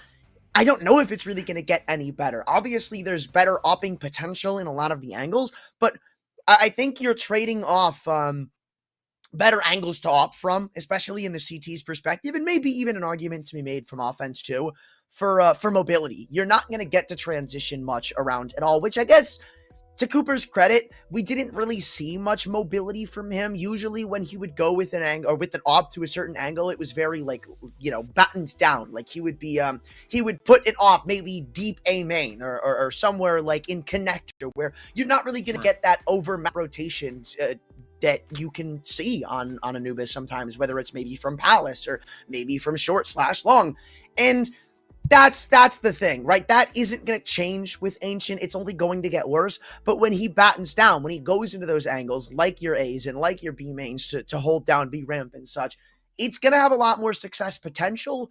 But we barely saw an op on him to begin with. So I don't know how much that's going to play a factor. Yeah, at least he's given the opportunity maybe with the rifle to be a little bit more explosive, right? With the AWP on Anubis, you can get active early. That's not the question. You can walk the op up either into B main, E box, or A main, all three very viable options. But with the AK-47 and on the vice versa of that with the M4, there's not really a whole lot of opportunity to be able to get into the fights quickly. On this map, though, that's not going to be the case. Towards Shelf, you can get it very, very early with the action. In mid, obviously, there's always going to be something going on in the early stages of the round. There's always going to be a little bit of room to wiggle with, and that's going to be something that I hope maybe he can utilize to his advantage even when he doesn't have the AWP. We're about to see what the transition is, because Cooper is somebody I certainly want to hear more of, regardless if it's op or not. It won't be in this round. The only opportunity is going to come from Truck Lover in Flam, the dynamic duo, it seems, to guard what's not usually the targeted site. Maybe on pistols, but... and that could be a bit of a stretch. Dan's opener on to Truck Lover. So far, so good. Pistols have not been the forte of Might throughout this series, and it seems that's about to change. A 5-on-3 leaves Freakazoid, Cooper, and Hate to pick up the pieces, and one of them doesn't even have armor. Actually, two of them don't. He was an investment to beef up Freakazoid, and it's not paying off just yet, and it won't ever, it seems. Cooper, the only person finding a kill for Mythic, and I think it's going to die that way as Hate runs into the unwelcoming Glock of Scar. It's a full house between he and Dan's to get Might quickly on the board. Another hot start for Dance, but more importantly than anything else, Scar with a triple kill is going to feel pretty good going into this one if you are Might. One of the more supportive elements to this team, one of the more heavy role players than anything else, being able to get that nice little show of form at the start of Ancient. This one looked like a more doable affair for them as time continues, as they continue themselves to find rounds. Momentum carrying over from Anubis now the buyback is going to be an awkward one, but a full force for everybody except for Cooper, who is actually leveraging his economy for the AWP after the next save. At least I can only assume that is going to be the case, as it makes the most sense. Right. We'll have to wait and see what they've got with this one, as they have at least bullied their opponents for a moment. It will soon disrespect the smoke toss to the bottom of the B doors, and it's a matter of finding the kills now if you're Mythic, having invested yourself so heavily into this one. That trade's not going to come, though. Not ready for the refrag. And that's I'm shocked to see, again, chemistry is something we kind of give to this unit. But for now, it seems uncoordinated. Freakazoid got to make up for it with his own individual prowess. A double on the MP9 has at least kept them even numbers. But health, artillery, utility all says a different story. And with the bomb back on the back of Nifty, their target isn't going to change. They're going to stay directed at B. And this is where Freakazoid lies, sure, with the one gun of the round. but I'm not sure how much it's going to make a difference. I like that exchange. I actually really like that exchange. Freakazoid giving the gun to Hate. Way better opportunity for him is Nifty's pathing up first with the bomb on his back. I'm not sure what the idea is going to be, but I don't think they have a smoke, so they have to just pretty much guard this shadow given, and you know where the second's coming from, but the trade's not there, and the MP9 continues to go strong and put it up to Scar. Scar 3 in the pistol round now, needing only 2. 1 being Hade, who's relatively low. Having found that one, you better hope that it's not Truck Lever or the Deagle on the other side, which it is. He's able to hit that 1 shot, 1 kill. Potential met. Second round denied from Might. Bomb plan is decent. Kills also pretty good, but it's still going to be that war of attrition that it looks like Mythic do come out on top of, at least for now. Man, I mean, you said it yourself. If there's anybody you don't want to be dealing with in that one-on-one, it's Truck Lover's Deagle, dude. Like, that just feels poetic, and it's one hell of a way for Mythic to start to come back to life. In a round they really had no business winning, especially after the trades go the way of Might. But at the end of the day, it feels a little disjointed. And Mythic take the most of that advantage. Good trades come through from Freakazoid on low HP in the back of Square. Then they pretty much just 1-for-1 it out and set each other up for success. I love it. That trade that you noted between the two players on that MP9 did come into play. So it went down, the shadow advantage was there, but Hate was quick to react. Gives them that equal footing into the site as Hate continues his way forwards into this round, this time finding the opener now, with only Glocks as the remainders, waiting for the A main smoke to fade. They're going to pop out onto his lonely Truck Lover, but he should be able to manage at least a couple here as he already deals with the first 2.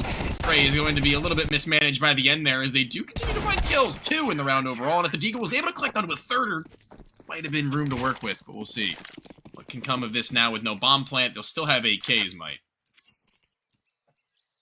Yeah, they are missing utility, sure, but that's a worthy expense when you get the op onto the back of Nifty, who did pretty well in the first map, and even the previous map's MVP is still shooting strong. Dan's on 4 kills, but I'd like to see Snakes come to life on this T side rather sooner than later.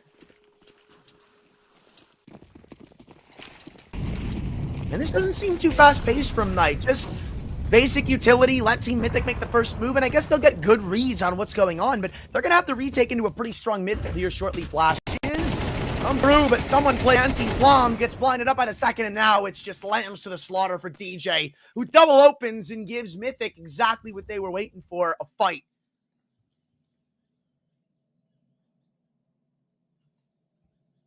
Fight.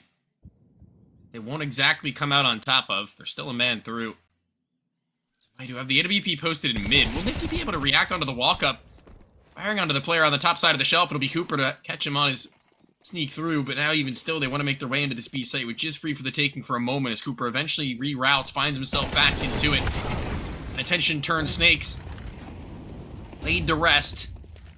There's still a 2v2 and the bomb yet to be planted. Will there be a swing from Long?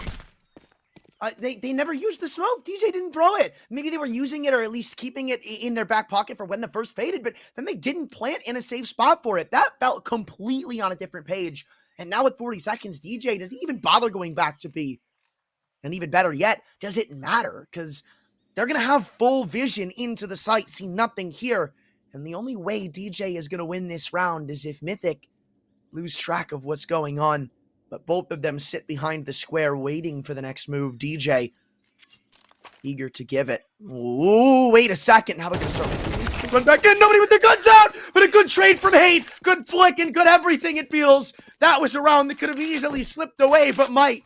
They get bested again, and Mythic keep going strong.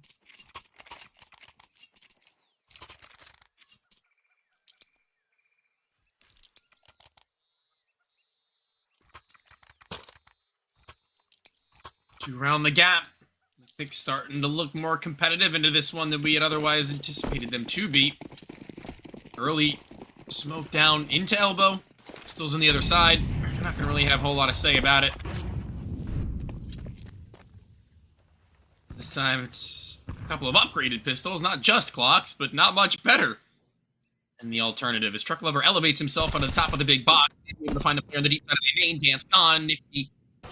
DJ make it off of it, but oh my lord. first. Easy picking for Truck Lover if he wants to fight onto anybody else, or rather, if they would like to fight him, because they need to bring duel to the table. Scar has no gun. I'm not sure where it went. There we go. He found it. What the? All right. Said, I'm feeling it, and didn't really do much for him. Now that's likely going to change. I'm not sure what the idea is from Scar over it B.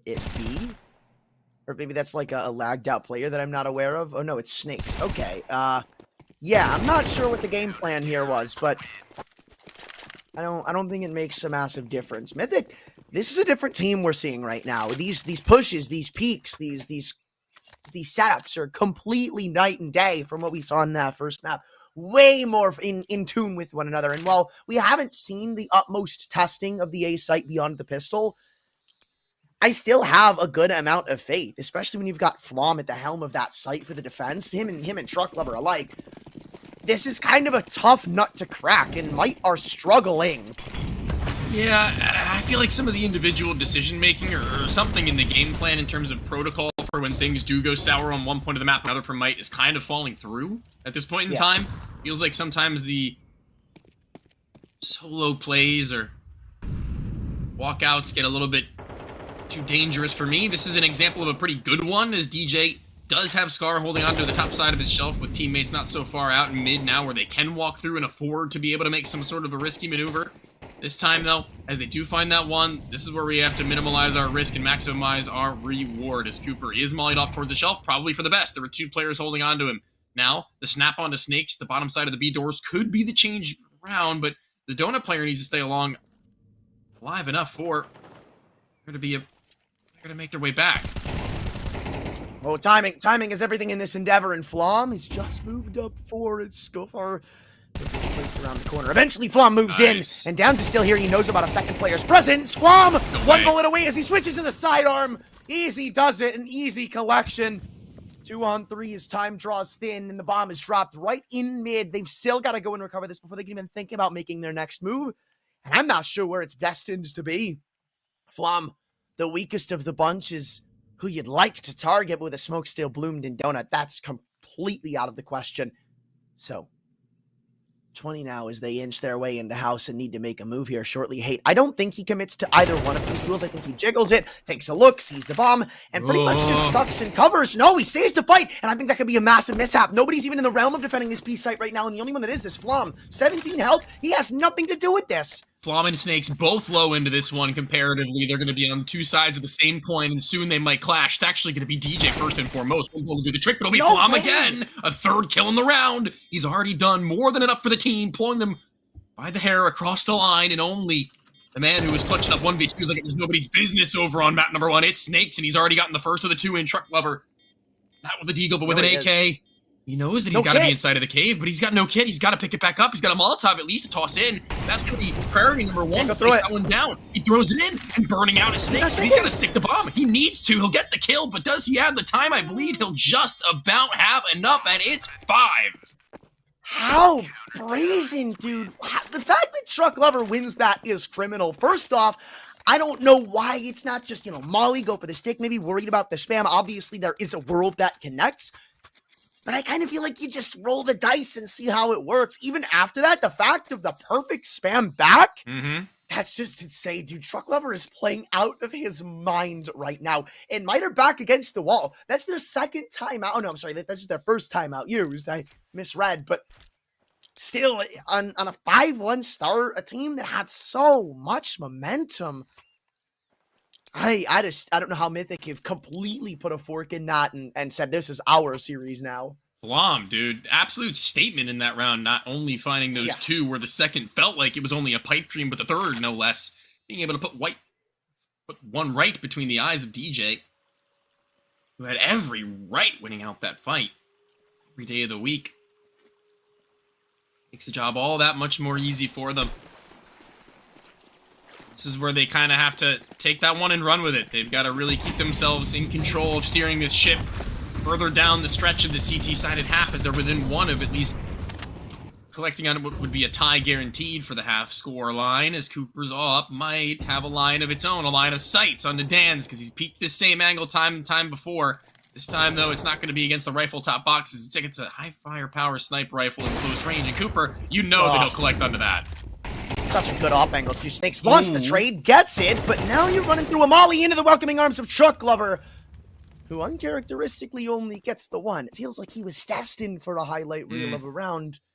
But now, Mythic are needing some infallible retake. Freakazoid gone, and at least they know somebody's in mid, but I don't know how much this spread's going to help them. Blom's dropped in mid, going back in for the trade. This is all over the place, and they're just going to take the avenue to B. Hey, he may meet them there, but I think he still has to go through Nifty first, and he's going to hear the footsteps. Yeah, this should not be... Oh, wait, no, that's sick. Dude, they are going ring round the rosy. I love that from Nifty. But any other player there, and their idea is, as soon as I hear footsteps, I'm just going to go in, take him down on the flank. Instead, Nifty just guides the troops back into A. He knows he left. Really a game of ring around the rosy that might come out on top of. It was a round that had found them with that opener from Cooper. Quickly trying to get into a new position, not able to really rein in his crosshair placement though. And although, like you said, Truck Lover felt like he was destined for something, he doesn't hold down mouse 1 after that kill. He tries to reset. Whoa, that was snappy. Tries to reset after that first kill. That'll be his undoing should he have been able to just hold down mouse 1. The next was lined up right in the same swing. Very least, though, they still have that 3-round buffer, the CTs. They won't be able to fully buy into this round, but they can more than certainly take this one on the chin and hope to fully invest into the next with an AWP into the hands of Cooper just the same. And the rest should at least have FAMAS's and A1S are here. Maybe 1 or 2, but we'll see what they choose. I'm not sure, but it's just unfortunate that it won't wind up in an op for Cooper, because it feels like last round it could have been way bigger. Again, not only did I expect Cooper to get some massive multi-frag, but I kind of had the same feeling for Truck Lover. I'm not going to say they fell short. It was just really good trading from Might that didn't allow it. But a lot of emphasis put on mid-control here, and you can see the weakness it creates. Hate, not ready for them to contact up, and Dan's, he's already pretty much into the site. Hey, he'll peek back in, sure, but tagged up, there's no reason to re-aggress, and they've got both B players completely strung away from one another. Hate has to take a fight, and it won't go well for him. Nice kill by Scar, puts them up 5-on-4, and the only way back in this round feels like it starts with Freakazoid and ends with a headshot. It's that dink out, obviously the gun is always going to have the advantage with the AK-47 over the MP9, and now just kind of having to fall away into the next. They put all they had, all their eggs into one basket, nothing really to come from it though. A1S from Cooper is going to be brought back over, Flom will fall, but will he even be able to save this one? It looks like Nifty's posted up, ready and waiting. Should he get too close, should he go a little bit too far into it, he might be found, but even still, not too bad, all things considered. By the time we do get to that 5-4 mark, I think we'll have everything they need once again. Wouldn't be that hard. From here on, this 5-man alive for Might is going to be something they look to recreate time and time again, as DJ at the top of the board now taking over responsibilities from the rest at 136 ADR. That's going to be pretty impressive. Once again, highlighting these more role-heavy players in the squad, DJ being just one of the few.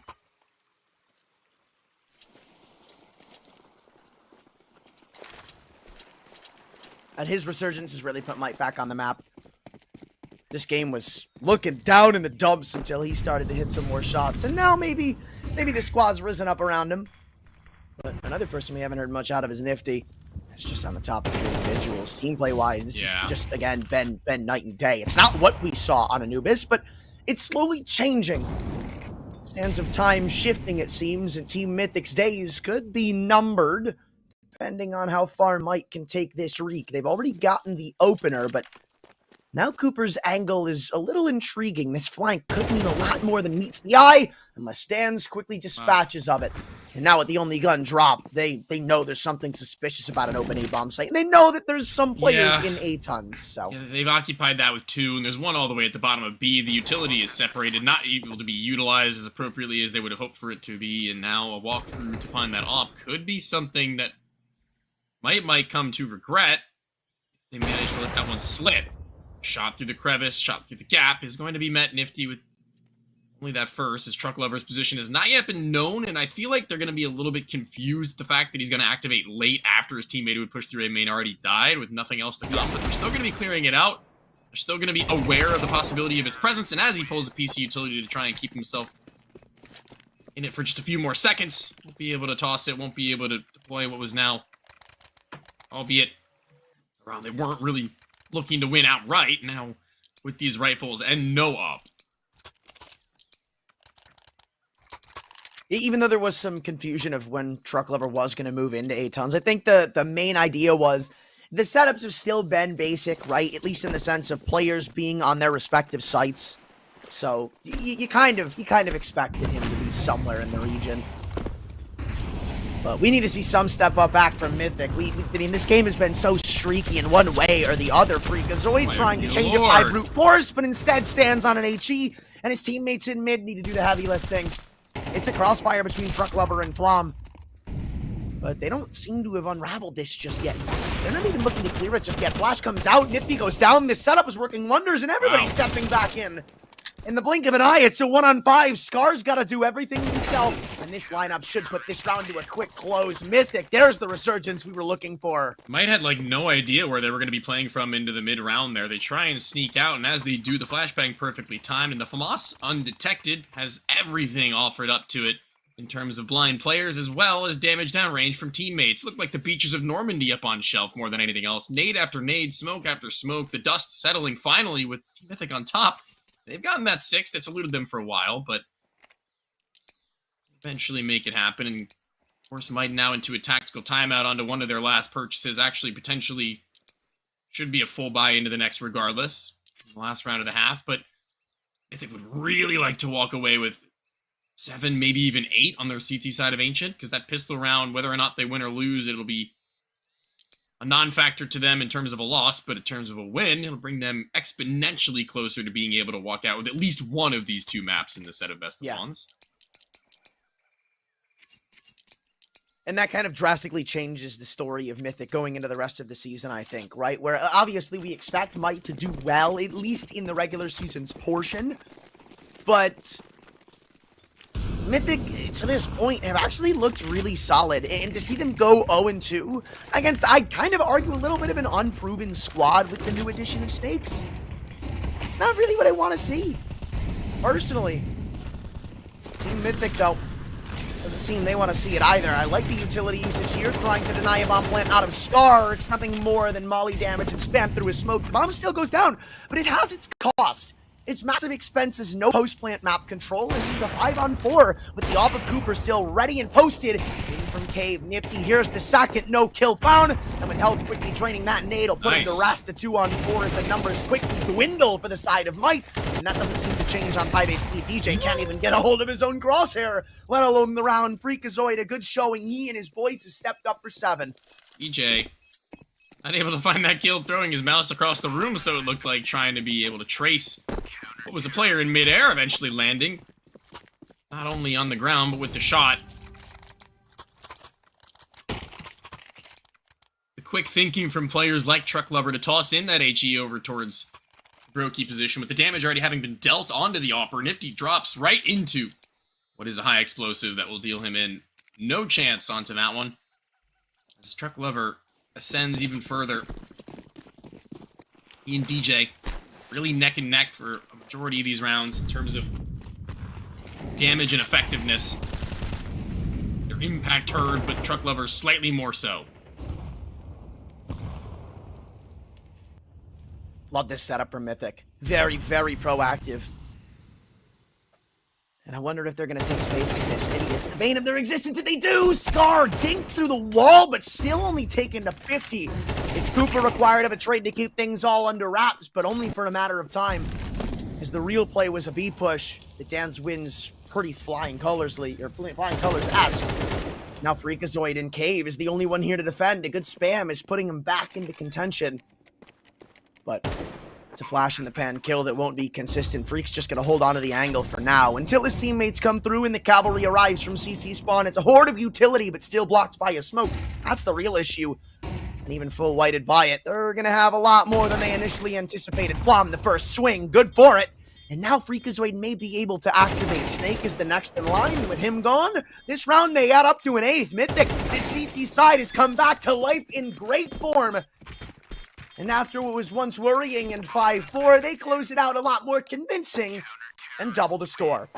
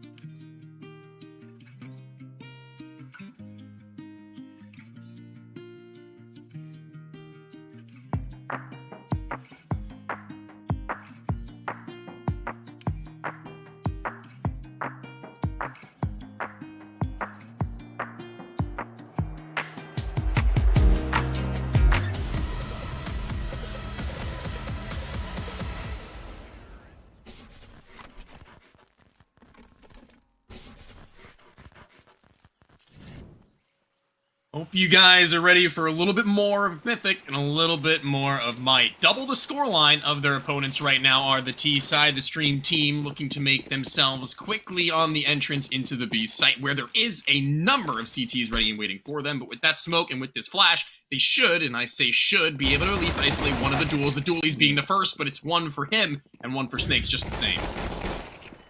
Flashback, this is the perfect setup. This is just so flawless from Might. An absolutely flying strategy that's put them up now, at least with another pistol, which is ironic because the first map was, I think, 0 for 2 in pistols for Might. Either that or 1-1. Moral of the story was they weren't really great. But it's been a foundation for them to build off of here, and it could put them right back into a tie.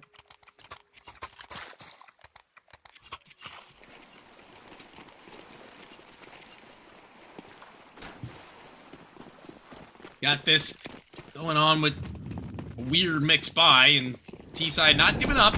Never say die. They're still going to run into this one towards the same objective, the B site. The same set of utility. It's going to be them now afforded at least a little bit more space comparatively so, but even blind, DJ's able to rain in the spray onto the first, jumping across the default box to get that plant more than anything else. As they continue to do damage, firing down range, the MP9 with no vision does the same as DJ and he have both gotten them exactly what they need in order to make this retake 5v3 more than doable. Yeah, I mean, at this point, you're really just hoping for bonus kills if you're Team Mythic. Not really much more than that. I mean, maybe you somehow put bullets through a wall and make magic happen, but that's the most realistic of outcomes here, and even that now seems far-fetched. In a 1-on-3, Cooper does not expect this to be a full stick, and he would be dead wrong. So, 6th round without even having to fight for the last kill, and all's well that ends well. You at least get the extra gun, maybe some more damage, but moral of the story is it's a Mythic-favored round.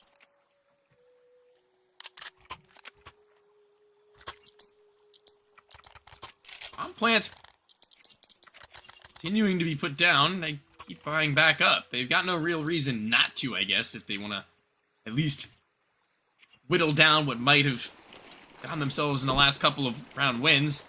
They still have 4 rifles, so it's something decent to write about, and the course of action is not wavering at all. B-site once again, maybe a little bit slower this time around, but we'll have to wait and see whether or not that is going to be the case. The AKs are going to be the massive difference maker, the massive difference from the previous attempts, though. AWP from Nifty onto the retake is not going to be easy. It's certainly going to be a task, but the deeper and deeper that they play towards these areas of the bomb site, they seem to still find kills through the smoke. DJ once again with that first, and Snakes not entirely covered off. Long smoke misses its mark. They can lurk out to default, but for how long will they be able to justify staying onto the site without any more cover?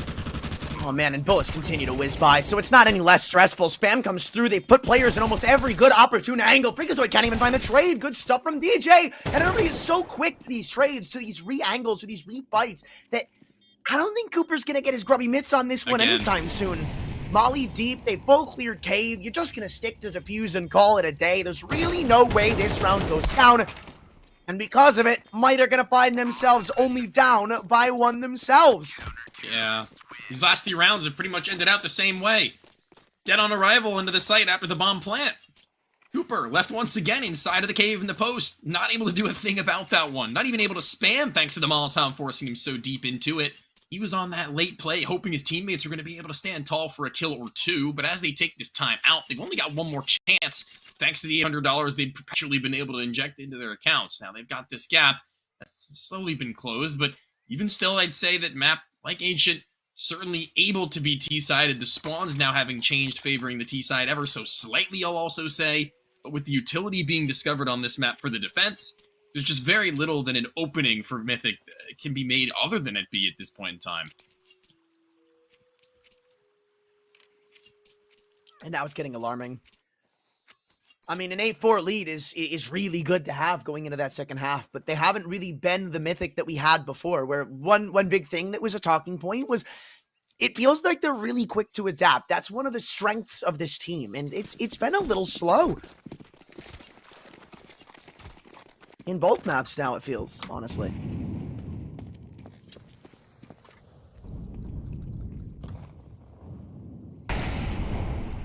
No A main aggression from the CTs. The B pressure has been halted for the time being. Early smoke. Not enough bodies to justify being able to fly through it. They are going to be locked out. Maybe locked into an A-sided execute in the late, as the bomb is slowly being inched back towards themselves off of those B doors, and still sitting at the bottom of mid and A, baiting out utility from Might. Could actually come back to bite the CTs later on in the round if they do have to play for a retake, if they do have to play with defensive utility that they no longer have in their arsenal. So you kind of know what their win condition is now. And it's going to not only include setting up their big individuals for success, but making sure these crossfires really pay dividends and force some respect out of Team Mythic. Now, one slight advantage I'd say in that regard is the fact that they are very straightforward in some of these setups, and time's running out. Like, 3 players on B for starters, and their A defenders are super, super aggressive in Donut. So, It's not like there's going to be much time to delay from when that comes through. And, you know, the utility they've used has been placed well up to this point. So I can't really hold that entirely against them. But look at this setup now. They're even starting to pull Nifty back into CT spawn so he can quickly come through. That first smoke is going to be his only warning flash in Snakes. It's your only piece of setup utility. He doesn't get anything done off of it. DJ, here's the players running in from Connector, but I don't think there's much to do about it. And the op rotated through in time with only 8 seconds and the bomb already having crossed. I think this one might be under lock and key, or maybe not. The guns doing their due diligence, and Nifty finding his second. It's a 1v3 for Flum, and I'm surprised that you don't see Dance come from Cave. Instead, he shifted around to B main and has given Flum a chance to reposition.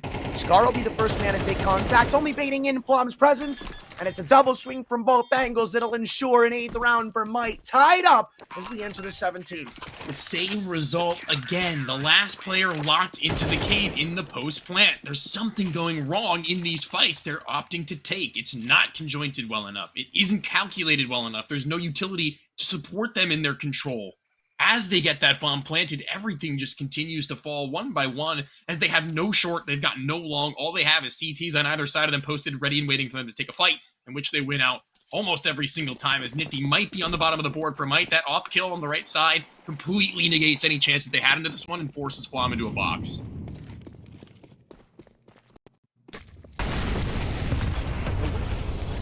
Right on top of Freak. Oh, wow. I thought for a second there wasn't any safe spot to sit, but narrowly avoids death and backs himself into a corner. It's still half HP ticked off within like 20 seconds, so your only chance at a rebuttal is if DJ gives you a timely reload and Freakazoid comes through a smoke, but DJ's ready for that. He's too wise to let himself make such a mistake. But there is one downside to this, and that's one thing you pointed out in the last round. It's good to force their hand initially, yeah, but now there's almost nothing left for if they have to end up playing a retake. This is an instance where maybe it's a good thing they can get into this B site for a post-plant Mythic, but DJ needs to be keeping his wits about him, taking that jiggle and taking a bullet for his troubles, but information more than anything else he'll be pretty happy with, as they're not entirely aware of what's going on the other side of these doors, but eventually they will be, as it's the same pop that's been seen time and time again. Freakazoid's place now, finding a kill without going down would be massive. 59 HP on him. That's where his impact would be most well seen. A dink, but no kill. And this is where things can go haywire for the first time in a long time for Might on the B side.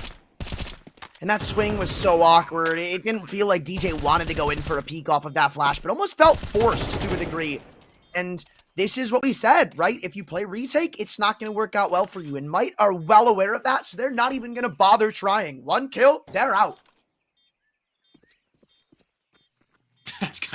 It's a rarity. You'll never see this happen, I feel like. Especially considering how this game has gone thus far over towards that area. I mean, but look at the money. Oh, yeah. Well, it's pretty good, actually. I think they're just leveraging themselves for the rest of the game. Which is equally as important. I guess, yeah. Not more so. The moment that somebody has to buy DJ. And Snakes can't really afford to be that guy. So there's like a world where if you end up losing the wrong player there and you save 3, you might still not have enough to buy. And if you do, it'll be bankruptcy in one mistake. So there's both, right? You want to leverage yourself for the rest of the game, but I think there's no way you're going to fix that if you keep going about this like super loose utility usage kind of game plan where in the first like 30, 40, 50 seconds, they're using all of their mollies. That's a nice pick though. Nifty, known for his movement in some regard, does it again and shuts down Freak. Flies into action.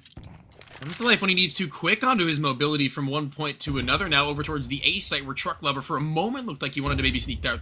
The A main, not quite. Put a halt onto that one.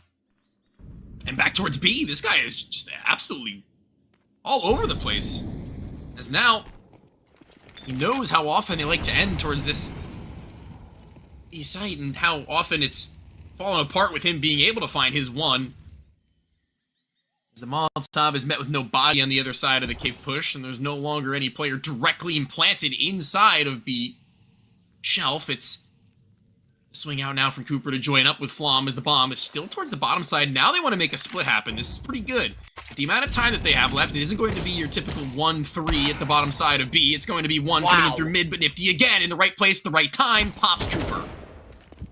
Long range, though, there goes Snakes, and your guy in the back line just gone. Flom still staying alive, and that's his only goal. Don't die, don't fall, and regroup for this 3-on-3 attempt, which will be an all-or-nothing push into one of these two sites, and so far it's looking to lean A. The one to defend, well, Scar, who's currently untouched and sits with a Molotov in his back pocket. I wonder if after a certain amount of time, he's just going to dump that. Yeah, he sees one, gets the kill, drops the molly straight on the site. And I don't really think there's a world where you can get a plant out of this if you played it right. Wait, no, there is still an open vulnerability to CT spawn. For 8 seconds, this round is no guarantee. Now, it absolutely is. I don't think he can get, yeah, no, he can't in time without the tap coming through. Nifty doesn't even have to fight to win the round. Truck Lover, he really tried his best he could, but he wasn't set up for success. 3 kills from Nifty's off. Really big round to have. A really high time in the match. In the second set of best of ones, looking to find the both of them. Where Mythic now do have money to answer. Same is very easily going to be said for Might. The thousands of dollars that they had kept in their pockets, thanks to the save that they had pulled through earlier on, keeps them afloat and then some. Moving in towards this B site and crouching upon them as the Molotov blows up at the top side of the ramp and actually doesn't stop them from their way through. If they wanted to, they will take that timing. They will walk towards this site with 3 players in. Scars and got vision again. I'm not sure how much this is in the blueprint for Mythic, but they've got no more utility left on their own belts. And although Freakazoid might claim the one, Nifty now being able to triangulate where he's playing from makes it much easier for the riflers to play around him, to play into the site, and to find them double digits first. Just trade after trade after trade, and all set up by one guy. Like, it's really all it is. Might, they are masterfully handling Mythic right now. It's not just in one way or another. It's not just like a slow burner where Might are maybe kind of sneaking one over on him. I mean, that was the pace change from Mythic. That was what was supposed to be an ace in the hole and catch Might off guard. They walk into a not so stacked up site, but just get battered. And they've still got the buy, right? So there's at least that to have. But I think there's an argument to be made to give over the 12 if this round doesn't at least end in a bomb plant. And now you know exactly what your bottom line is. Bottom line is the amount of testing they've been doing towards A and mid is near non-existent. Might have almost perfectly read their mid-round rotations in order to stack up this bomb site to make sure nothing can go wrong after the opening stages of it. As that smoke is put down, you'll see that someone's going to rotate over towards B. The reaction of the Molotov is enough to pull Nifty in the direction, and that's enough for them to be able to be comfortable in playing either towards a retake at A or re-clearing mid-late. Which it seems like it might be the latter, but at the wrong timing that could be catastrophic to them. They've got Molotovs for the default spot, and the one thing that the side of Mythic do not have are smokes that they can deploy any longer. They kept that HE too. Freakazoid couldn't swing out for a couple of seconds. It completely disjoints the site take. They've still got a bomb plant at least, so not much of a worry. Yeah, there's really no molly on anybody here. So the most they can do is spam and pray. But when this utility fades, the round could quickly cascade against Mythic. They just got to start hitting their shots, and they got to do it quick. Dink for dink and kill for kill, it seems soon. This round's going to come close and down to a couple of seconds for sure. Truck Lover blinded on the side as the Molotov burns him out. And now the kills start coming through. And this is what I was speaking of. Trades are in. And a double from Scar. May put this out of arm's reach. Cooper in a 1-on-3. He's taking the fight with Dance that he won't win again. And because of it, Mythic will fall once more. These past couple of rounds have gone, what, 7 for 1? That's not the ratio you want to be looking at. But I told you what the bottom line was. A bomb plant, and you'll keep the buys coming. Dude, what an absolute effort from Scar there. 3 kills, make it to 4K as he takes out his teammate in the back of the head. Damage done by a friend, and he's like, you know what? Take your assist. I'll give it to you. As they'll take their 9th and rub it in their face as Might. They've got 11. It was an 8-4 half. Mythic, with everything going their way following that first. Felt like they had that one, not in the bag, but more than anything else. Moving into the right direction of being able to take this second map of the 2 best of ones. And now you said it, it's almost offering up that 12th round guaranteed. That bomb plant, they needed that, and even still, Flom relegated to the Galil. Utility, somewhat hard-pressed between a couple of these players for the late round, but the one thing that bodes well for them is they haven't really had to expend a whole lot of it in the early to mid-round, and they won't need to, because they're playing conservative with theirs just the same.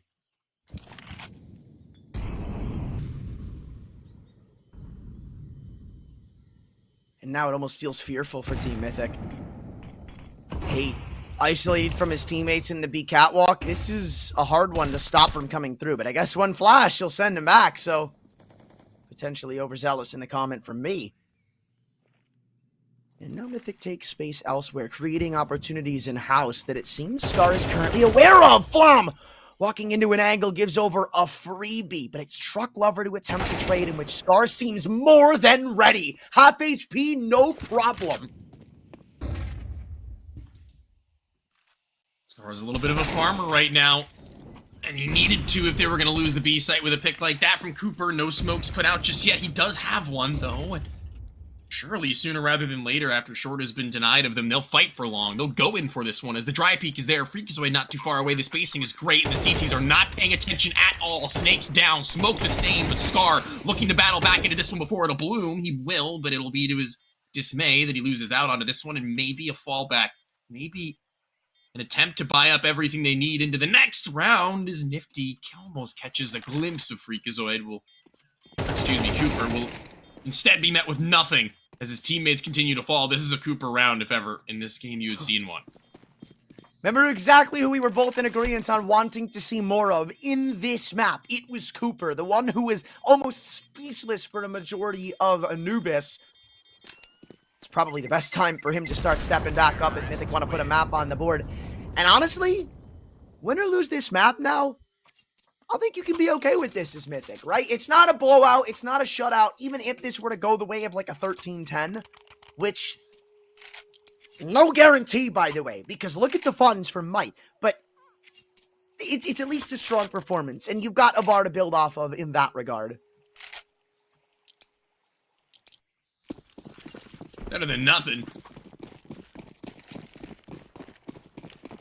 But, dude, I just feel like there's nothing going on in mid or A at all. It feels kind of like running into a brick wall, doing the same thing over and over again and expecting a different outcome is the definition of insanity, Anthran. And right now, I'm going a little bit crazy. And Truck Lover, he's at least decided to take matters into his own hands. A little bit of a recon mission over towards this A site finally, but Scar not inside of the house. Instead, picks up residency inside of Donut and claims the life of the first chance that they had at being able to make that work out. But they made it work last time in a far worse situation, so who's to completely discredit them just yet? And look right now how far away Nifty is. There is still a player on A in Scar, but he loses this fight to Cooper, and that's it. That's all she wrote. There will be no trade potential, and I think he knows that. That's why there isn't a commitment. Honestly, if I was him, tank the HE, buy time, but no. He allows Cooper to get the kill, and now with the smoke blooming right in front of Donut, the only way you're stopping this plan from going through is, again, off of a desperate spam attempt, and it looks like they've got the lineup for now. Think no kill! It's close! But it'll still be requiring of a retake. Might feel a little more in control of this one, considering the angles they've taken up, but they'll have to place this utility well. Molly is first thing, and they've actually been blocked, DJ! No. Oh, he got in front of Snakes! That's their own Molotov, stopping them from getting back in for a retake. Completely disjointing this, and now the Crossfires have all hell breaking loose. Cooper sitting in front, spamming aimlessly, but apparently he'll come with a kill. A 3-on-2, and there's one kid on Nifty. They're gonna have to get a move on. Freakazoid is still pushing up. They don't know about him just yet. Tag had, and they need to hold this down perfectly. He gets both of these kills. The round is done. Nifty, full stick, but his boys have his back. And by the skin of their teeth, Might'll hang on and grab map point. That is an almost round losing point of entry denied by a self-Molotov. DJ just barely stepping in front of Snakes as he goes for the step and throw. It blocks them out. They're not able to get where they need to be. And at that point in time, if they lose a body from that, if they're not able to get a kill from inside of the temple, if the low HP player is caught by a stray, this round looks entirely different, Anthran, and that's the difference between 11-11 with a broke CT side. Instead, a tactical timeout with the CT side, albeit 2 rounds ahead, 1 away from the win, need to make this SMG work, and DJ, I'm not sure if he's going to be much better off. Yeah, it's crazy to think that somehow, some way, even with the one round, might have worse off than Team Mythic. So, I do fully vouch for them calling the timeout here. You don't really have the room as you did before, right? Where you lose this and you can at least chill out for a little bit. Like, no, you lose this, it's overtime. At least it feels like it is. Obviously, there's still the following round, but they're going to be playing with what? Table scraps? I don't fancy their odds. This is their chance to make this a 2-0. Oh, well. Let's see what they've got. Back to the old grind as they do send one out very fast in mid. It's Flam who takes the reins of the control. With that SMG, looks to at least gain some ground, get them a little bit antsy, keep the players at bay. Instead of allowing them to quickly rotate over to the B site knowing what's going on, now they'll have to react based on the fact that the off has been earned. And they're not even going to bother testing it. Right, that's the biggest weapon of the round, now completely found out.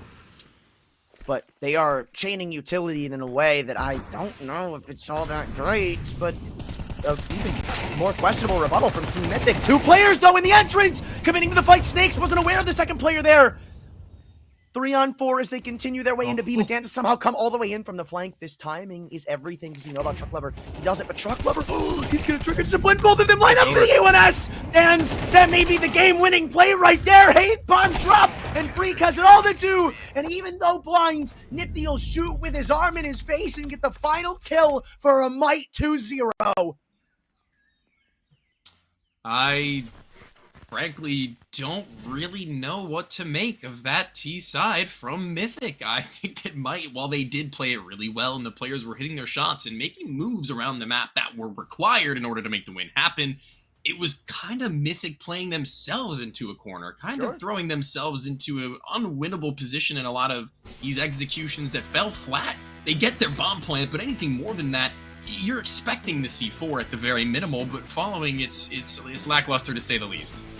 Yeah, I do kind of think there's some argument to be made about how many times Mythic would kind of give over opening picks, not really space themselves well, which is, again, the surprise of the day, because the one thing I didn't expect Mythic to struggle at was on-the-fly quick trades, those quick chaotic moves that really kind of came to their downfall. But I will say, at the very last second, I love to see what Mike pretty much did with the place, because for a majority of that CT half, they were getting into A tons. They were putting a player in a really offensive position, but they weren't ever really overstretching the boundary. They were just kind of keeping it in their back pocket and using it as like some second layer of defense if something goes drastically wrong at A. But that's the perfect time to make a play like that if you're Dance. He's been exploring it for a majority of the game, and that's exactly when you want to abuse it. And if he didn't, that round was kind of looking bad for Mike. That didn't go his way. And even when he does make the play, you saw Truck Lover holding the flank for a second. 1 second more.